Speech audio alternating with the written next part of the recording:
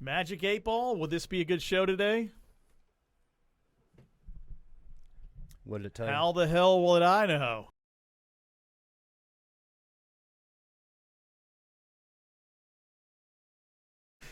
Slide you right here, Mr. Negative, Mr. Yeah, we don't accept that type of it's positive or nothing. So I think that one's broken. Yeah, we're gonna have to live up to we're gonna have to not live up to that. We're gonna have to exceed the expectations of the Magic 8 Ball, which is kind of where I feel like we are right now in predicting where rates and everything are going on in the market here as we near the end of March 2022. It is bananas right now. It is bananas. I wish it would settle down a little bit. It's definitely not making things any easier in our industry. And that's just being selfish. But think about all the people who are trying to buy a home or refinance, and every day the interest rates go up. Like literally every day. It's insane. Yeah, I haven't seen it start to affect the purchase market at all, and some forecasters believe that it will affect. It will obviously affect some affordability of people that were at the kind of the bottom of the market. They won't be able to afford to buy anymore. But I think it will slow down the growth of the appreciation in the housing, because it will slow down the amount of buyers, the amount of people that are running the purchase contracts up beyond. But the other day I saw one that it was another 25,000 over purchase price deal, and so they're still out there because of limited inventory. I was mentioned before the show. I was telling you today how this year, and they have a pretty neat thing on the MBS Highway where they talk about birth rates and how you can predict how big the market and the mortgage is going to be. And it kind of goes up and down and shows these bursts. But this is one of the big years this year coming up. I think 45 million households will be in the 26 to 35 age range, which is the prime time for first-time home buyers. And first-time home buyers are a lot later now than they used to be. They absolutely are, because a lot of people are. Yeah, I was reading an article similar to that, and it was just talking about the millennials being one of the biggest purchase groups demographically that are coming up, and the fact that a lot of millennials are choosing to wait, for a lot of things, whether it's marriage and kids, but it's also homeownership too. And they're choosing to rent and choosing to rent, and now they are getting beat over the head with high rents, and it actually is pushing them to go look for houses in a tight market. So I think it's still going to be a huge year for purchases. People are just going to have to get used to the new normal, and that's rates in the fours, which recently have been knocking on the door of 5%. Being in the high fours, which is just such a high climb that it's hard for people to, people are still getting used to 4, and they're saying, well, it may be 5. And, I know. I mean, you want to talk about, typically, I think a lot of people don't realize is when we talk about rates going up or rates getting worse, the increments aren't even, oftentimes they don't even affect the interest rate. We're talking about something that is known as pricing, and it's essentially just how much that rate will cost or credit, as it may be. These little incrementally, so instead of 3% costing nothing, now 3% today is costing a quarter of a point or something like that. But this is big time. This is jumping, and not just pricing, but it's jumping in rates. And yeah, it's definitely for anybody. What you just said is interesting, actually. Who would have thought that we'd be in a market where people would be essentially not being able to afford rent? And so as a result, they're going out and actually now trying to buy a house because that's how high rents are. And then that's when I think they're running into, wait a minute, rates are what? Because it is. They kind of just snuck up. Yeah, and we're most likely going to hit a recession here at the end of the year, which probably will bring rates down. It'll also destroy the stock market, and it will slow down, the housing market, the housing growth. I think we will see a little bit moving back on the rates, and plus the war going on across seas over there in Ukraine, everything is having effect on what's going on here. Inflation's going crazy. They're trying to figure out a way to get a hold of that. The Fed's meeting. The Fed's been meeting so much lately, trying to figure out what to do about this. And I think what they will end up doing they is need to get an rates. Airbnb or something. Yeah. Well, yeah, I mean until you don't want one. Right. And it's because that eventually that rental, you can only go up so much, and then it'll stop, especially if there's a recession. I was trying to make a joke and saying they should all just kind of house together in an Airbnb because they're meeting so they often. said you wanted to buy an Airbnb and take advantage of these rates. I have no interest in that right now because there's a whole lot of other reasons for that. But I think the Airbnb market. I think there's going to be some regulations coming down the line for that too. But those are already coming down the line. Those are really coming down county by county.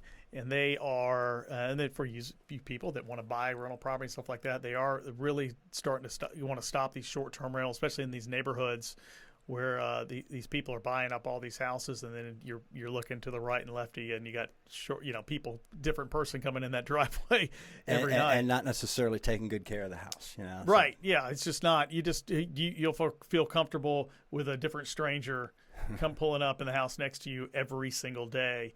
Answer for me is no. I wouldn't want that, and I know I wouldn't want it in my neighborhood. And a lot of neighborhoods don't have HOAs, and that's where the regulation from the counties have to come in, and maybe even the state might have to come in and say something. But I think it's going to be kept to the counties, the localities, and they're going to have to figure out, hey, we got to stop this because it basically turning these things into hotels in your neighborhood. Exactly. And unfortunately, as is often the case, people aren't going to generally take as good a care of something that they don't own or that they're just going to be staying in a very short period of time. So yeah, it's just just all it takes is one thing to happen. And you hear about the big homes in Buckhead here in Atlanta, a very nice area of Atlanta, where they rent out these $1 million homes as Airbnbs and have these gigantic parties that get out of control, and cars everywhere in the neighborhood, and it's people running around naked.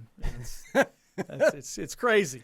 Yeah, it is. It's absolutely insane. And if I'm buying an investment property, it's going to be an investment property that's going to be a little bit more traditional.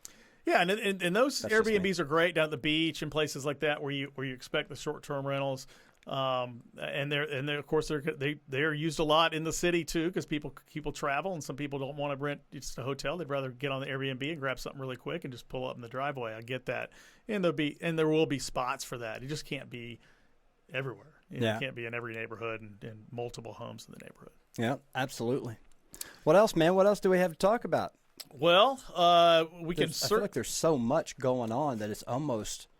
Well, yeah, with our industry, there's so much going on because we're now hitting the key buying season where these people that we just talked about will be coming in to buy, and people don't just decide I'm going to buy that one day and go I'm going to buy next week. People have been thinking about this for months, and they've been watching what's going on with the home prices still continue to go up, and now rates continue to go up. It's kind of a weird dynamic that we never see. And it gets down to the point where we had a person the other day, my wife, the loan officer, and she was doing it, and they really had to sit down and make a decision. Do I want to buy this house? Because when we started looking back in November, rates were at like 3.25%, and now rates are at 4.75%. And they actually thought about it, and they made a decision to buy it anyway because they felt like they were getting a good deal on the house, right? Because they didn't want to wait any longer and the house be $50,000 more, and they're worried about an interest rate. That really, in the long run, is that part wouldn't be as much. Of course, the cost of money does impact you over time, but you'd also want to get a good deal on buying the house. Well, I think that's a good point too, and the reason why. For people out there that are second guessing, as the rates go up, well, wait a minute, no, I don't want to buy. Well, first of all, check out what rates are doing now compared to historically. I think that can make you feel a little bit better. Yeah, you can't say, okay, they were 3.25%, 2 months ago. Now they're 4.5% or 4.75% now, and I'm just not going to buy now. Exactly. Because that doesn't mean anything. It could be 6.25% in a couple of months, and then you didn't buy, and then you get forced to buy, and then you're doing it. So you can't say, oh well, the cost of money is this much more now than it was then. It's going to cost me this much more over time. that you don't know what it's going to be later, and you don't know if it's going to go down. If it goes down, you can always refinance. And that's the best part about that. I agree. And the other point that I was going to make on that is, so what you had like last year, for example, is you had these inflated property values that appraisals are having a hard time keeping up with, and everybody, all these bidding wars and whatnot, but you didn't have interest rates going up. So if the reason why somebody isn't thinking about buying, or they're hesitant, or they're thinking about putting on the brakes, the difference is right now rates are going up. So the home prices, I think they're going to level off as well, but we don't know exactly what's in store for the interest rates. So I just kind of feel like we're at a bird in the hand, I don't know. Yeah, I mean, bird in the hand is definitely if you can find a house. You can True. you get an offer accepted on a house, you need to go with it. The rate in the fours historically is super low. I don't want to get in we always mention that, the rates, whatever, but they are historically low. If you are a person that is in this first-time homebuyer range, you have known nothing but low rates. but you probably remember your parents going through 2007, 2008, 2009, which probably scares you from what could happen later on. I think some of the guardrails that they've created will keep us from ever having to go through something like that, because they really money has gotten a little bit easier to get, but the low down payments, there are a lot of these 100% loans, they're nothing compared to what we were seeing back then, which Absolutely. Everybody was doing 100% financing. Nobody was putting money down. And people that did not deserve a loan, they had no ability to repay. Well, they were doing these 100% or close to it, and those were a lot of those were stated income loans, aka liar loans. So we're nowhere near where we were then. So the fear is understandable, but we're not in that place, and we're not going to be in that place. Yeah, we're not going to have a mortgage. I keep hearing people go, well, I'm just going to wait for the thing to blow up, and I'm going to swoop back in and do it. Well, a lot of people thought they'd do that then, but unfortunately, the entire economy is destroyed. You're destroyed, so you're going to have all that opportunity to go do that, because you're going to be impacted. But the housing market has the biggest impact on anything. It's the biggest, the biggest thing that. It's the government biggest owns economic influence. It really is. There's nothing that has a bigger impact on our economy, for sure. Cool. Well, what else you got for me, man? What's new in what's new in the mortgage world here in beautiful downtown Woodstock? And by the way, I'm Craig Berry, and this is Shane Spank. This is the Real Truth in Lending.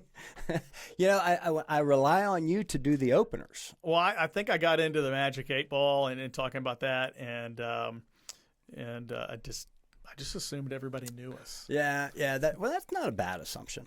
But anyway, I don't really have a whole lot more. I think that the things that we touched on today, and it does kind of seem like we touch on the same thing here a lot in our most recent videos, but that's because of just how much of an impact everything. So I mean, normally we would be talking about, hey, a program or a thing that help you. This is the most topical thing that you need to know about or need to understand, because it's really the biggest question we get. Why are these things happening? What is going? They always ask us, where do you think rates are going? And I'm like, I am not guessing after what I've seen the last couple months, because it's impossible to know, and we can't control world events, and world events are driving a lot of this, and it's impacting it. Yeah, absolutely. Well, listen. We need your support, and the best way that we can get that is to like this video if you found anything helpful from this. Subscribe to our channel, leave a comment, and let us know what it is that you would like to hear, whether it is a program, whether it is about, we can speculate on rates. We don't really like to do that, just because there's people that do it, literally they get paid a lot of money to do it, and they get it wrong. So get it wrong daily. It's like the weathermen. Exactly. But we'd be happy to talk about anything that is even related to this, especially because if you're buying a home, that's what this is all about. We want to help you with that. So please do like, subscribe, comment, turn on your notifications, and that way you won't miss any of this fantastic content that Shane Spank brings to the table. It's unbelievable. I'm surprised I don't charge for this. I think it's only a matter of time. Yeah, sure. Until next week, have a good one.